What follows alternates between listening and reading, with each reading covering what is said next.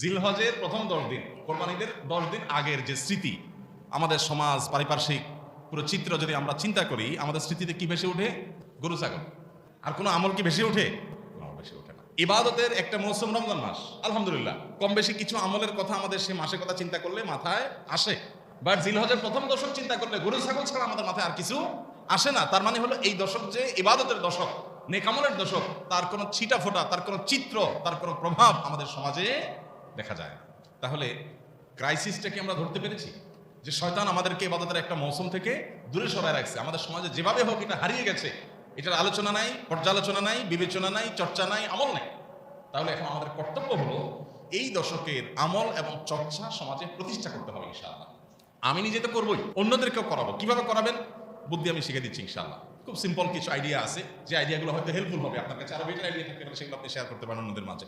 জিলহজের প্রথম দশক উপলক্ষে অনেকগুলো করণীয় আছে, অনেকগুলো করণীয় আমল আছে।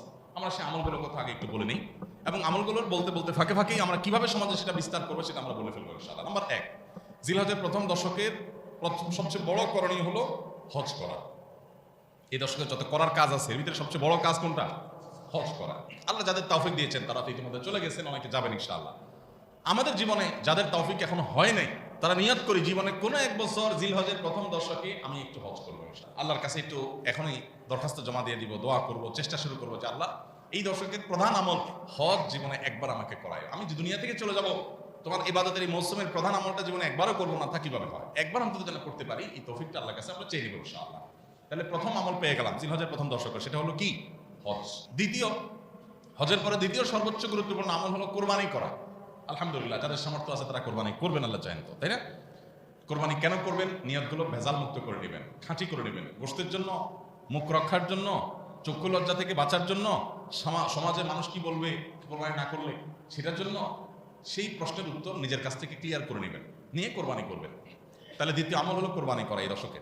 3 নম্বর আমল হলো এই দশকে যেই কোনো রুটিন ভালো কাজ বিশেষ গুরুত্বের সাথে করা। 5 ওয়াক্ত নামাজ অন্য সময় গাফলতি করছেন, এই দশকে আর করবেন না। এই দশকে স্পেশাল কেয়ার করবেন যে নামাজের যাতে কোনো গাফলতি না হয়। ওয়াক্ত মতো জামাতের সাথে পুরুষরা মহিলারা ওয়াক্ত মতো আউয়াল ওয়াক্তে নামাজ পড়ে ফেলবেন। ফজর নামাজটা যাতে মিস না হয় এই দশকে।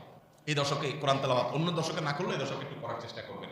অন্য দশকে যে আমল করেন না সেটাই এই দশকে বেশি বেশি করবেন। তাহলে সাধারণ নেকামল বেশি বেশি করবেন। কারণ এই যে একটা হাদিস শুনলাম, নবী সাল্লাল্লাহু আলাইহি ওয়াসাল্লাম বলেছেন এই দশকের নেকামল আল্লাহর কাছে এত প্রিয় যে অন্য কোনো সময়ের আমলে আল্লাহ এত খুশি হন না, বান্দার এই দশকের আমলে যত খুশি হন। জিজ্ঞাসা করেছেন সাহাবীরা, হে আল্লাহর রাসূল, অন্য সময় যদি কেউ আল্লাহর রাহে জিহাদ করে, সেই কাজটাও কি এই দশকের নেকামলের চাইতে প্রিয় না? জিহাদ, জীবন বাজি রাখা। নবী করিম সাল্লাল্লাহু আলাইহি ওয়াসাল্লাম বলেছেন ওয়ালাল জিহাদু ফি সাবিলিল্লাহ। এমনকি অন্য সময় আল্লাহর রাহে জিহাদ করলেও সেটা এই দশকের সাধারণ আমলের চাইতে বেটার না, চিন্তা করা যায়। তবে এক্সেপ্ট হলো ওই ব্যক্তি যে অন্য সময় জেহাদে বের হয়েছে, তার জীবন, তার সম্পদ সব বিলিয়ে দিয়ে আসছে, কিছু নিয়ে ফিরে আসে নাই, সে সব উজাড় করে দিছে, উৎসর্গ করে দিছে, তার কথা ভিন্ন, তার মর্যাদা সব কিছু। তাহলে এই দশকের নেকামলের মর্যাদা সম্পর্কে আমরা ধারণা পাচ্ছি। তাহলে তৃতীয় করণীয় হলো বেশি বেশি নেকামল করা। 4 নম্বর করণীয় হলো যে কোনো পাপের কাজ, গুনাহের কাজ যে কোনো সময় নিষিদ্ধ, এই দশকে বিশেষ ইবাদতের মৌসুম হওয়ার কারণে স্পেশাল কেয়ার করা যে আমি গুনাহের কাজ করবো না। যেমন রমজান মাসে যে ঘুষ খায়, কোনো ঘুষখোর ড্রয়ার খুলে দেয়, দিয়া ক্লায়েন্টকে বলে এখানে রেখে দেন, রোজা আসি তো সন্ধ্যার পরে ধরবো। এই যে এতটুকু তার মধ্যে যে বিহিত আসছে, যদি এটাতে কোনো কাজ হবে না, দিন শেষে তো খাইলো সে। রোজার মাস, টাকাটা হাতে নেবো না, ক্যাশে রাখেন, ইফতার করে তারপরে ধরবো। তো এই যে এতটুকু তার ভিতরে ধারণা তৈরি হয়েছে যে রোজা অবস্থায় গুনাহ করলে বেশি অপরাধ হবে। তো এই জিলহজের প্রথম দশকে যে কোনো পাপের কাজ অন্য সময় তো করবোই না, এই দশকে স্পেশাল কেয়ার করবো পাপের কাজ থেকে বেঁচে থাকার জন্য। 4 নম্বর আমল। 5 নম্বর আমল হলো বেশি বেশি জিকির করবো, বেশি আল্লাহ স্মরণ করবো, আল্লাহর কথা চিন্তা করবো। কোরআন তেলাওয়াত করা উত্তম জিকির, সুবহানাল্লাহ, আলহামদুলিল্লাহ, আল্লাহু আকবার, সব ধরনের জিকির বেশি বেশি করে করা। কারণ আল্লাহ সুবহানাহু ওয়া তাআলা কোরআনে কারীমে বলেছেন যে ওয়ায়াযকুরুসমাল্লাহি ফি আইয়ামিন মা'দুদাত, নির্দিষ্ট দিনগুলোতে আল্লাহর বান্দারা আল্লাহর জিকির করে। এই নির্দিষ্ট দিন বলতে জিলহজের প্রথম দশকে বোঝানো হয়েছে। তাফসীর বিদ্বান, মুফাসসিরিন ইকরাম সব তাফসীরগুলোতে প্রায় এই বিষয়ে কথা বলা আছে। তাহলে 4 নম্বর আমল গুনাহ থেকে বাঁচা, আর 5 নম্বর আমল হলো বেশি বেশি জিকির করা। 6 নম্বর আমল হলো এই দশকে যারা কোরবানি করবেন তারা চুল নখ ইত্যাদি এই 10 দিন কাটবেন না। অর্থাৎ জিলহজের চাঁদ ওঠার আগে চুল নখ, গোপ, অবাঞ্ছিত লোম এগুলো কাটাকাটি শেষ করে চাঁদ উঠছে আর কোরবানির আগ পর্যন্ত এটা করবেন না। কোরবানি হয়ে গেছে, চাঁদ উঠছে, এরপরে এটা করবেন। এই আমলটা শুধু কোরবানিকারী ব্যক্তির জন্য খাস কিনা, একটা হাদিস থেকে বোঝা যায় এটা কোরবানিকারীর জন্য আমল, কিন্তু অন্য আরেকটা হাদিস থেকেও দেখা যায় যিনি কোরবানি করবেন না তিনিও এই আমলটা করতে পারেন। করলে আল্লাহ তাআলা থেকে কোরবানি করার সওয়াব দান করবেন। এবং শুধু সেটাই নয়, কোরবানি করেন বা না করেন, ছোট বাচ্চাদেরকে পর্যন্ত হাদিস থেকে আমরা পাই যে তাদেরকে উৎসাহ দেওয়া হয়েছে তারা যেন এই দশকে চুল নখ ইত্যাদি তাদেরকে মা বাপ না কাটে। এটা একটা আমল। 7 নম্বর আমল হলো এই দশক উপলক্ষে তাকবীর বেশি বেশি পাঠ করা। আল্লাহু আকবার, আল্লাহু আকবার, লা ইলাহা ইল্লাল্লাহ, আল্লাহু আকবার, আল্লাহু আকবার, ওয়ালিল্লাহিল হামদ।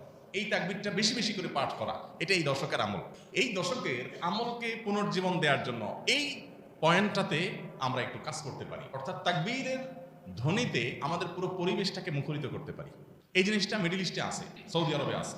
তারা তাদের সমাজে বিভিন্ন জায়গায়, ঘর বাড়িতে, অলিতে গলিতে, এমনকি দোকানে, সুপার শপে, শপিং মলে, বিভিন্ন জায়গায় তারা ছোট ছোট আপনার স্পিকার দিয়ে মৃদু ভলিউমে তারা তাকবীর বাজায় রাখে, সুলিত কণ্ঠে তাকবীর বাজতে থাকে। আল্লাহু আকবার, আল্লাহু আকবার, লা ইলাহা ইল্লাল্লাহ, আল্লাহু আকবার, আল্লাহু আকবার, ওয়ালিল্লাহিল হামদ। গোটা সমাজ যে আমাদের এই পশ্চিমারা এবং তাদের দোসররা আমাদের সমাজটাকে নোংরা করে রাখছে, তাকবীর ধ্বনি যদি সারা দেশের সমস্ত অলিতে গলিতে বাজতে থাকে, অন্তত শয়তান থেকে কিছুটা হলেও পবিত্র হবে ইনশাআল্লাহ।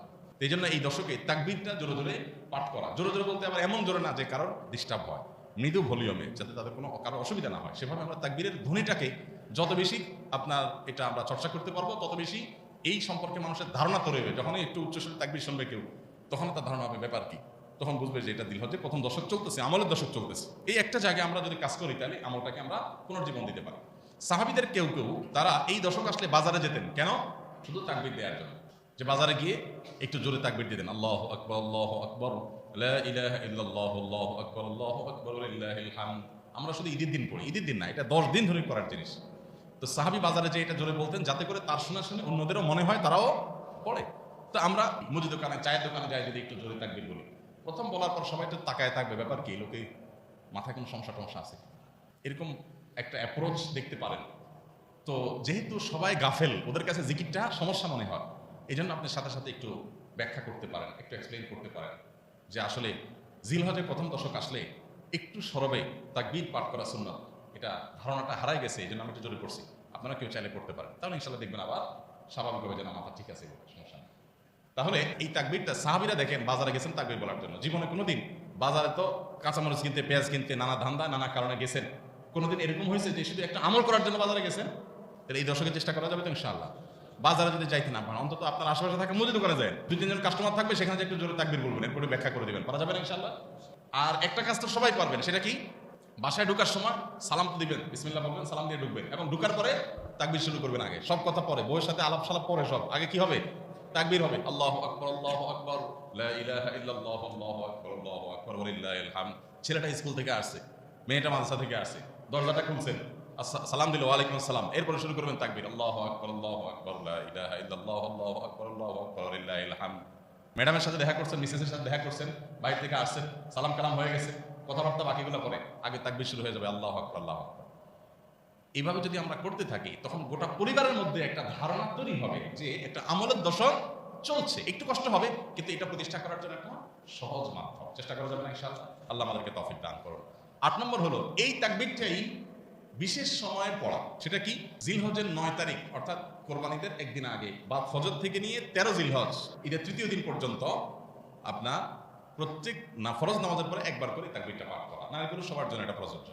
এটা হলো 8 নম্বর আমল, প্রত্যেক নামাজের পর এই কয়েকদিন। আর 9 নম্বর আমল হলো 1 থেকে 9 তারিখ পর্যন্ত এই প্রথম 9 দিন নফল রোজা রাখা। জিলহজের 1 তারিখ থেকে 9 তারিখ পর্যন্ত। এটা বিভিন্ন হাদিস দ্বারা সমর্থন পাওয়া যায়, এবং মাওসুআ ফিকহিয়া কুয়েতিয়া, কুয়েত থেকে প্রকাশিত আপনার ফিকহ বিশ্বকোষে ওনারা লিখেছেন যে ইত্তেফাকাল ফুকাহা, সব ফকিহগণ একমত, জিলহজের 1 থেকে 9 তারিখ পর্যন্ত এই দিনগুলোতে নফল রোজা রাখা মুস্তাহাব। তাহলে সেটা আমরা করতে পারি। 9 নম্বর আমল গেল। 10 নম্বর হলো বিশেষভাবে আরাফাত দিনে রোজা রাখা, অর্থাৎ 9 তারিখটা স্পেশাল। এই দিনে রোজা রাখলে কি হয়? 1 বছর আগের এবং 1 বছর অগ্রিম আল্লাহ তাআলা গুনাহ মাফ করে দেন। আর 11 নম্বর আমল হলো ঈদের দিনে যত আমল আছে সেই আমলগুলো ঠিক মতো করা। সবাই চেষ্টা করবো তো ইনশাআল্লাহ।